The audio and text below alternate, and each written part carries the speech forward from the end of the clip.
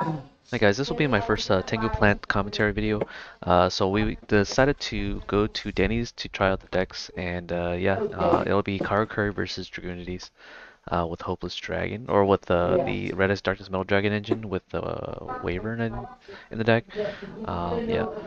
So these games last pretty fast. I think Tengu Plan is a really fast format, despite everyone saying that it isn't. It's like Tengu, it's like Edison plus. But maybe it's because we are playing combo decks, so I'll have to give the benefit of the doubt that it's actually because the decks that we're playing. So on the left, I'm playing Karakuri, and on the right, we're playing against Dragunities. Dragunity player activates the Ravine to discard the Phalanx to add the Ducks.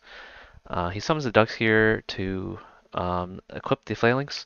So for those of you guys who don't know, the Phalanx combo is, or the Dragunity combo is you normal summon the Ducks, you equip the Phalanx from the graveyard underneath it. The Phalanx has an effect to special summon from the spell and trap zone onto the field. It is a tuner, and then once it's a tuner, you can synchro summon the tuner with the Phalanx, the Ducks. And then from there, you can make a Vadriana. A Vadriana is a synchro monster that equips the Phalanx or any Dragoonity monster to spell and trap zone. I think it has to be a tuner. And then you can just loop it to where you end on a level 6 or a level 8 synchro. So he activates the duck here to equipped, and then he special summons the Phalanx from the spell and trap zone. He synchro summons into level 6 synchro. It goes into Gay Dirge. Gay Dirge is a really different monster. So Vadriano was the other monster that comes down if you want to do a level 8 synchro play. Gay Dirge, this effect is it lets you add a I believe a level 4 winged beast or a dragon monster, and you discard a dragon monster. Or maybe it's vice versa. Maybe you can only add a winged beast monster and then discard a dragon monster from your hand. So I have the Veiler here, so I decided to Veiler this monster, and then he sets to back row. I draw for turn here. I have the option. I play Karakuri, so I summon the Nishi here. The Nishi here lets me normal summon another Karakuri monster that's level 4 or lower. And then, or no, you can normal summon any Karakuri in addition to your regular normal summon. But if you do any monster with 5 or higher, you have to chippy summon. So obviously you're not going to do that. You're just going to normal summon a level 4 here. I am proxying. This is actually Karakuri Merchant. I only own 2 copies, so I swap it out. The Karakuri Merchant lets me one normal summon, lets me search for a Karakuri monster or card. This play lets me go into a Natria Beast, but the reason why I Veiler at this point in time rather than Veilering the Ducks is because I do have a Mind Control. Mind Control is legal in this format, so you can steal monsters. Brain Control is not. So I used the Mind Control to steal the Gate Dirge to Synchro Summon with the Nanishi to make the Gotems, X-Saber Gotems.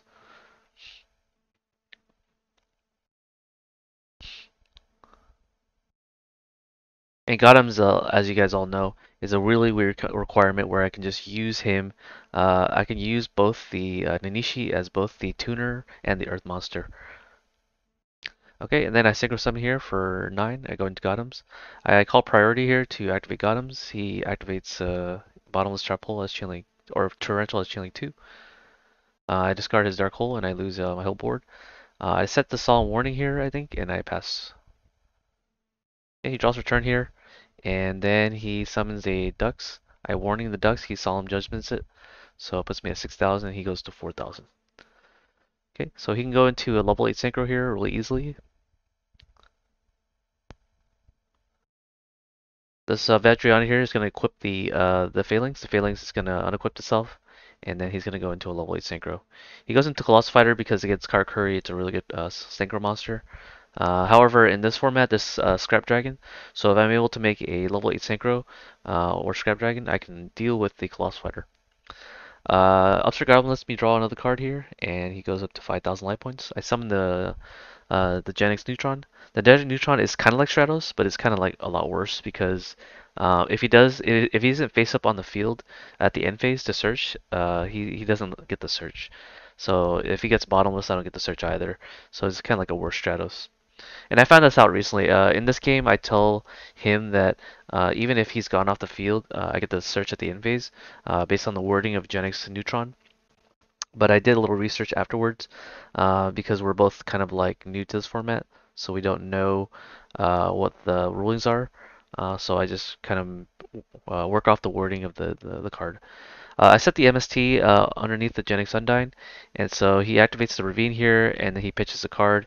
And the cool thing about MST in this format is or the cool thing about MST is that if it destroys a field spell on resolution, it won't resolve without effect. It'll resolve without effect.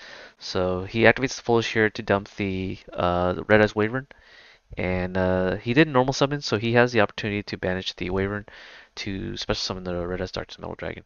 If he has it in graveyard, I don't think he does. Okay, I draw for turn here, and I had to find a way to deal with Claws Fighter. I do have a Cyber Dragon that I just drew, so this makes me go straight into the Scrap Dragon. And then the Scrap Dragon is going to be able to pop the second Karakuri monster that I bring out with the Ninishi, since I get an additional normal summon. I thought about making the Karakuri Burrito, but there's no way to kill the Colossal Fighter, so I make the Scrap Dragon to pop the Colossal and attack him for 28. Okay, and he scoops. Yep, so that's going to be our game one for Tengu Plant, so we're going to go on to the next one. All right, game two starts here, and I draw the 5 cards. And he starts his turn since he lost the first round. So he's probably going to activate the Ravine here, and he's probably going to dump the Phalanx, and then pretty much rinse and repeat. He adds the Ducks to his hand to do the play. I Veiler the Ducks here because I don't have the bind control, so I don't want him to go into a level 6 synchro.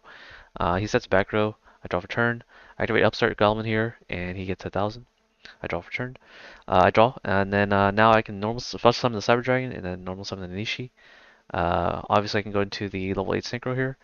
I contemplate whether I want to run over the ducks before I synchro summon because in case it's a warning, I'll at least be able to at least clear the ducks off the field. So I think I go into battle phase here and attack for the ducks, and then he takes 400 damage. Okay, and then I synchro summon in main phase 2 to go into Burrito. The Burrito will be able to bring out another Karakuri monster, and I haven't used my normal summon for Nanishi yet.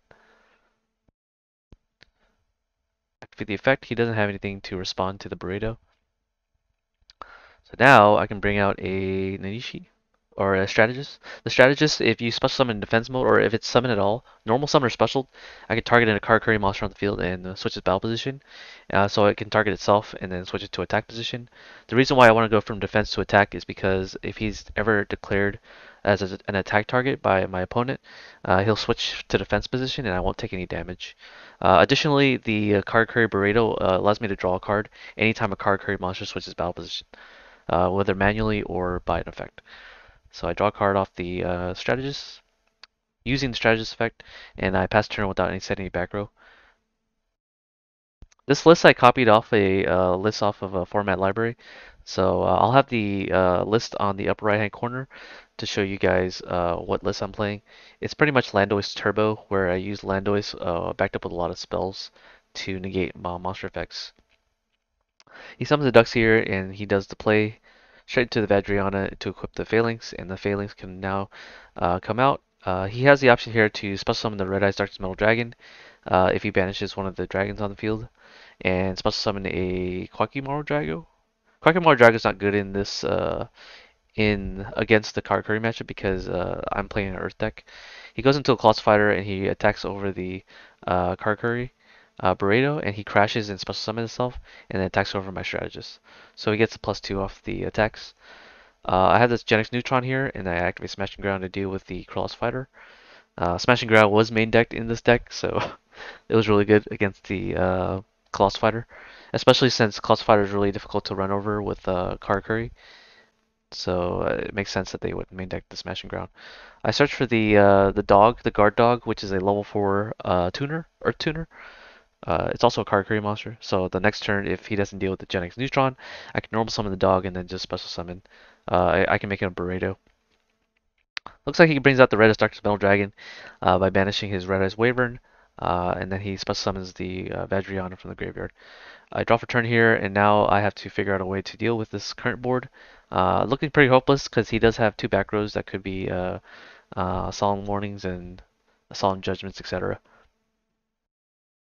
Normal summon the Nishi here, and then I normal summon into, lets me do another normal summon. Normal summon to the Soldier, which is a level 4 non-tuner, Karakuri. And I activate Mind Control to steal the Vadriana. And then here I can synchro summon to Golems. I don't call priority to tribute because I need to run over the Red Extract Metal Dragon. In the damage step, he activates the Forbidden Lance, making my Golems weaker. And this is a really bad situation for me because now the soldier has to declare an attack. All the Karakuris have this really bad weakness where it has to declare an attack. And with the soldier here, it has to bring out the Karakuri in attack mode. And it really sucks because I pretty much would have to lose more life points. So I pretty much take it back where I don't special summon through the deck because there's no point in doing that. So all the Karakuri monsters have to attack, so I just choose not to special summon. So it's a really bad recruiter. So he draws return here. He can special summon the Vajrayana here. It's pretty much game. I only have 3,200 life points, and he can just simply use the Red Eyes Dark Metal Dragon to special summon. Okay, so game 2 goes to the Dragunity player. I shuffle my deck, and we go into game 3. Okay, so we draw, like these Tengu games will go really quick. So I activate Upstart Goblin, I draw a card, and I set to normal summon the Thunder King and set a back row. Most likely the back row is a warning. He MSTs the warning. Summons the Quacky Dragon to crash into the Thunder King Ryo, so he can actually get a search off with the Ravine. He does not activate the Ravine for some reason, but maybe he just wants to preserve for future play. I don't know. I summon the Nishi and then I special summon or I normal summon the soldier. So here I think maybe he doesn't have a warning set. Otherwise he would have just activated the Ravine, or maybe he's waiting for another target. So I make that read to make the or to make a Landois, and he activates warning on the Landois, and he takes 2,000 life points. Okay, so he did have a way to out the Black Rose. Activate Monster Reborn here to revive the Thunder King Ryo, and then I declare an attack for 1900. He activates the Solemn Judgment on the Monster Reborn, so it goes down to 3,500. So he has all the traps. Activates Ravine here, discards Ravine, and now he can just dump the failings. Now he needs to top deck to a Dux or have it to make the level 8 synchro.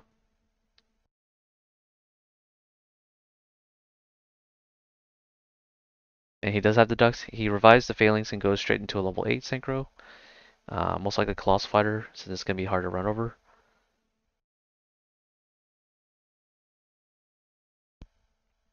I do have a Smashing Ground for his Colossal Fighter.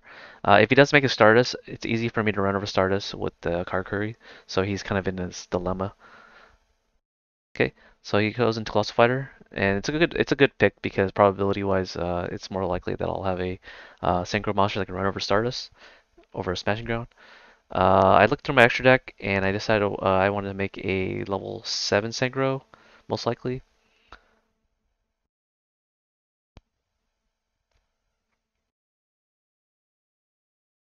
It looks like I have a soldier in my hand, so I make the level 7 Synchro here right off the bat.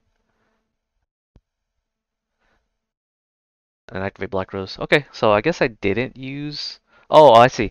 So he does have the ravine in his on his field, so I make the Black Rose so I can clear the ravine. So he can't search for another Dux. I draw into a neutron and then I attack directly for 18 and search at the end phase. Okay, so neutron allows me to get another Ninishi, and then this way I can just draw into a level 4.